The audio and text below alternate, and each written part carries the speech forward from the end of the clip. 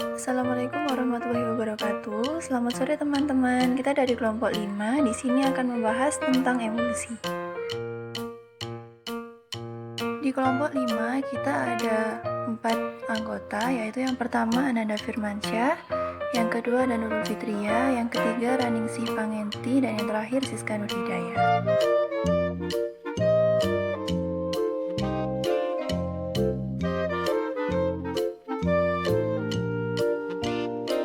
Perkenalkan, nama saya Nurul Fitria. Di sini saya akan menjelaskan tentang pengertian dari emulsi. Yang pertama, pengertian emulsi menurut Farmakopeia Indonesia edisi 3, yaitu emulsi adalah cairan atau sediaan yang mengandung bahan obat, air, atau distabilkan dengan zat pengemulsi atau surfaktan yang cocok. Kedua, menurut RPS 18, emulsi adalah suatu sistem terdispersi yang terdiri dari paling sedikit 2 fase cairan yang tidak saling bercampur. Menurut pengertian di atas, dapat disimpulkan bahwa emulsi adalah suatu sistem termodinamik yang stabil, yaitu suatu sistem heterogen yang terdiri dari paling sedikit 2 cairan yang tidak tercampur, mana salah satunya sebagai fase dalam fase terdispersi atau fase internal. Terdispersi secara beragam, yaitu dalam bentuk tetesan-tetesan kecil pada medium pendispersi, atau fase eksternal yang distabilkan dengan emulgator yang cocok. Tipe emulsi itu ada 2 macam. Yang pertama, emulsi tipe OW atau oil in water, atau bisa disebut MA, minyak air, adalah emulsi yang terdiri dari butiran minyak yang tersebar ke dalam air. Tipe emulsi yang kedua yaitu emulsi tipe WO atau water and oil, atau bisa disebut air dalam minyak, adalah emulsi yang terdiri dari butiran air yang tersebar ke dalam minyak. Kestabilan emulsi. Emulsi dikatakan tidak stabil bila mengalami hal-hal seperti di bawah ini. Yang pertama, creaming, yaitu terpisahnya emulsi menjadi 2 lapisan, di mana yang satu mengandung fase dispers lebih banyak daripada lapisan yang lain.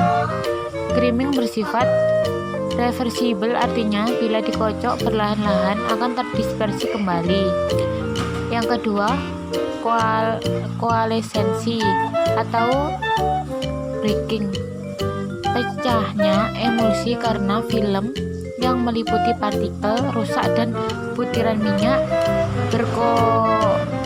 berkoalensi atau menyatu menjadi fase tunggal yang memisah. Emulsi ini bersifat irreversible. Hal ini terjadi karena beberapa peristiwa, seperti peristiwa kimia meliputi penambahan alkohol, penambahan pH. Yang selanjutnya, peristiwa fisika itu meliputi pemanasan, pendinginan, penyaringan. Dan peristiwa biologi meliputi fermentasi bakteri, jamur, ragi. Yang ketiga, inversi fase peristiwa berbahaya tipe emulsi. Minyak dalam air menjadi air dalam minyak secara tiba-tiba atau sebaliknya sifatnya irreversible. Teori terbentuknya emulsi. 1. Teori tegangan permukaan atau surface tension. Dalam teori ini akan terjadi kegiatan kohesi dan adhesi. Daya kohesi suatu zat selalu sama, sehingga pada permukaan suatu zat cair akan terjadi perbedaan tegangan pada permukaan. Hal ini dikarenakan adanya ketidakseimbangan daya kohesi pada zat. Dapat pula terjadi perbedaan tegangan pada bidang batas atau tegangan bidang batas, yaitu adanya 2 cairan yang tidak dapat bercampur. Semakin tinggi perbedaan tegangan bidang batas, maka kedua zat cair akan semakin sulit tercampur. Cara penyelesaiannya yaitu dengan menambahkan emulgator, karena emulgator dapat menurunkan atau menghilangkan tegangan bidang batas sehingga antar kedua zat cair akan mudah bercampur. Yang kedua adalah teori orientasi bentuk baji.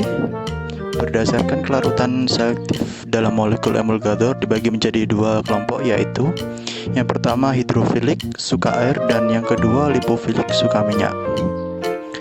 Penanganannya yaitu dengan adanya emulgator yang seolah-olah menjadi tali pengikat antara air dan minyak, sehingga tercapainya keseimbangan antara dua kelompok tersebut. Untuk setiap jenis emulgator memiliki harga keseimbangan atau HLB yang besarnya tidak sama. HLB, harga keseimbangan, yaitu angka yang menunjukkan perbandingan antara kelompok hidrofil dan lipofil. Semakin besar harga HLB, maka semakin banyak kelompok yang suka air.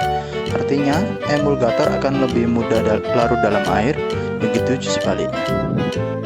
Yang ketiga adalah teori film plastik. Emulgator akan disiram pada batas antara air dan minyak sehingga terbentuk lapisan film yang akan membungkus partikel fase disperse atau internal. Terbungkusnya partikel tersebut sehingga akan menjadi penghalang bagi partikel yang sejenis untuk bergabung, sehingga fase disperse atau internal menjadi stabil dan emulsi menjadi stabil. Dan apabila minyak terdispersi ke dalam air, satu lapis air yang berhubungan langsung dengan permukaan minyak akan bermuatan sejenis. Untuk lapisan berikutnya, muatannya akan berlawanan dengan lapisan di depannya, sehingga seolah-olah tiap partikel minyak dilindungi dua benteng lapisan listrik yang saling berlawanan, mengakibatkan gaya tolak-menolak antar sesama partikel, demikian sehingga stabilitas emulsi bertambah. Untuk selanjutnya yaitu metode pembuatan emulsi. Metode ini yang pertama yaitu metode gom basah. Metode ini cocok untuk emulsi yang dibuat dengan mucilago atau gom yang tidak larut sebagai emulgator. Metode ini penting digunakan meski lebih lembab dan tidak sebaik metode kontinental. Penting juga digunakan jika emulgator yang tersedia hanya dalam bentuk air atau harus dilarutkan lebih dahulu sebelum digunakan. Yang kedua yaitu metode gom kering. Metode ini cocok untuk emulsi yang dibuat dari emulgator gom kering. Yang ketiga ada metode botol. Metode ini digunakan khusus untuk emulsi yang mengandung minyak menguap dan minyak encer lainnya untuk mencegah zat tersebut terpercik. Yang keempat yaitu metode Becker. Metode ini digunakan jika emulsi yang dibuat terdiri dari dua jenis emulgator. Ada yang larut air dan ada yang larut minyak. Yang selanjutnya yaitu keuntungan dan kerugian sediaan emulsi. Beberapa keuntungan sediaan emulsi adalah sebagai berikut.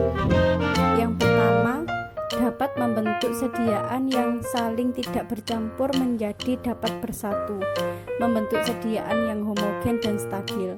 Yang kedua, bagi orang yang susah menelan tablet dapat menggunakan sediaan emulsi sebagai alternatif.